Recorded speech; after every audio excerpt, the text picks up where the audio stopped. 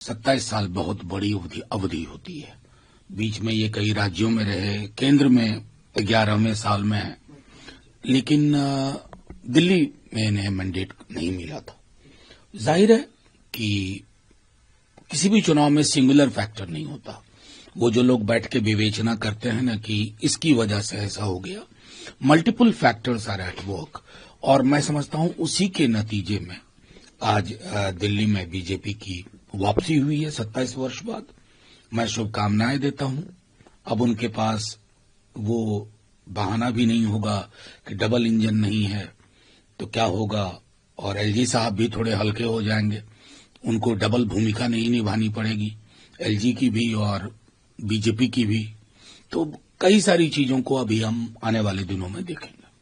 Sir, क्या लगता है कांग्रेस ने डेंट किया है आम आदमी पार्टी के वोट पे, और इंडिया अलायंस का फ्यूचर क्या है सर? देखिए, मुझे पहली बात तो आपके दूसरे सवाल के पहलू से शुरू करूंगा।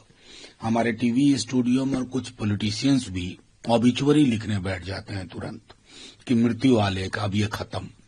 India alliance was a central idea. वो एक था कि केंद्र में हम एक वैकल्पिक सरकार की संभावनाओं के लिए हमने उसका गठन किया था। तब भी लोगों को पता था, सारी पार्टियों को, कि राज्यों में कई बार हम एक दूसरे के सामने होंगे। केरल, वेस्ट बंगाल, लोकसभा में आम आदमी पार्टी और कांग्रेस का समझौता हुआ, लेकिन पंजाब में नहीं हुआ, दिल्ली में हुआ। तो इस तरह की एनोमलीज, विसंगतियां होती हैं।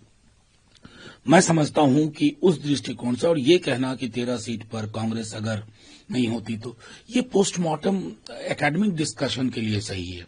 फिर कांग्रेस का भी तर्क होगा कि गोवा में यही हुआ, गुजरात में हुआ, हाल में हरियाणा में हुआ।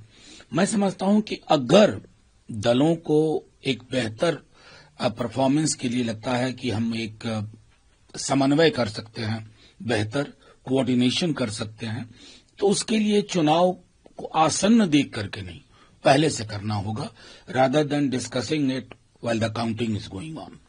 सर, लगातार जो ये आरोप प्रत्यारोप चल रहे थे, प्रधानमंत्री जी ने कल सीएजी रिपोर्ट की बात की कि दिल्ली विधानसभा में पहली बार सबसे पहले ये होगा, यमुना मैया की जय कही। क्या लगता है सर, यमुना मैया का मुद्दा इतना नहीं, अब यमुना और गंगा मैया के नाम पर राजनीति इस देश में बहुत हो गई। खुद प्रधानमंत्री जी ने गंगा को लेकर के जो चीजें कही थी, यहां तक बोला था कि मैं आया नहीं हूं, मुझे बुलाया है, वगैरह वगैरह। अब ये पॉलिटिकल रिटॉरिक हो गया है। आपको मैंडेट मिला है, आपने एक और बात कही कि शॉर्ट सर्किट की राजनीति। तो माननीय प्रधानमंत्री जी, आपकी राजनीति में भी शॉर्टकट बहुत है। जैसे आपने कहा ना कि शॉर्टकट वाली राजनीति खत्म होगी, शॉर्ट सर्किट हो गया, आपकी राजनीति में भी शॉर्टकट के बहुत सारे पहलू हैं। कलेक्टिव विल चाहिए ना फिर उसको दरकिनार करने के लिए।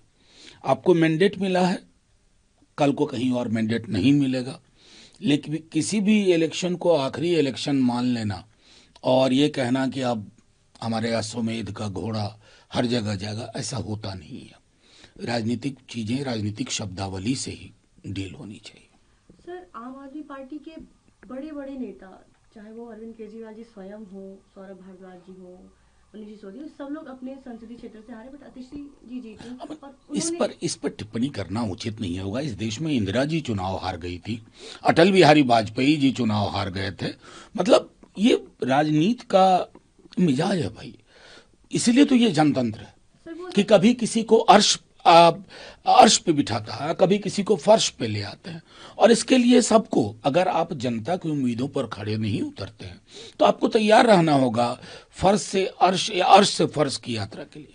सर, अतिशी जी जब सेलिब्रेशन किया हमने कार्यकर्ता को, इस पे साथी मारी वाले बहुत सवाल उठाए। आप क्या किस तरह की टिप्पणियां हो रही हैं, मुझे इससे दूर ही रखिए।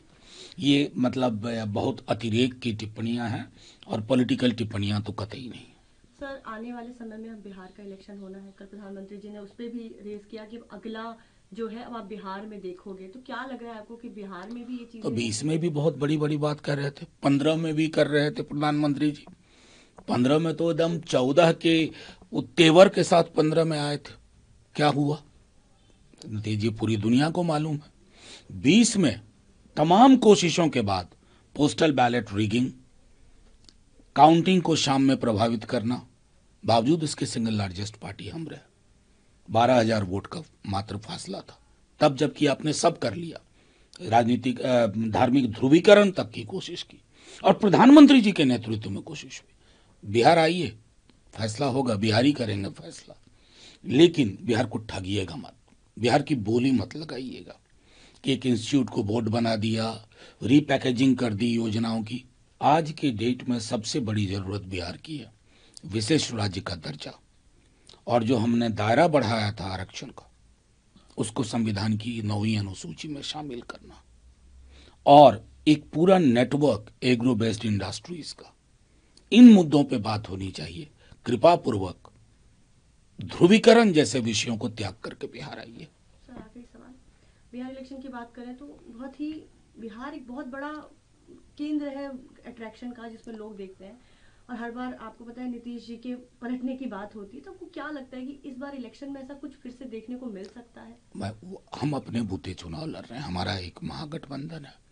हमने ऑलरेडी, अगर आप देखें गौर से, तो बीते दिनों में तेजस्वी जी ने जो माई बहन मान योजना की घोषणा की है, या 200 यूनिट फ्री बिजली, या उन्होंने जो कहा है कि वृद्धा पेंशन और अन्य सामाजिक सुरक्षा पेंशन, उसमें 4 गुने की बढ़ोतरी, इन मुद्दों को लेकर के हम जनता के पास जा रहे हैं।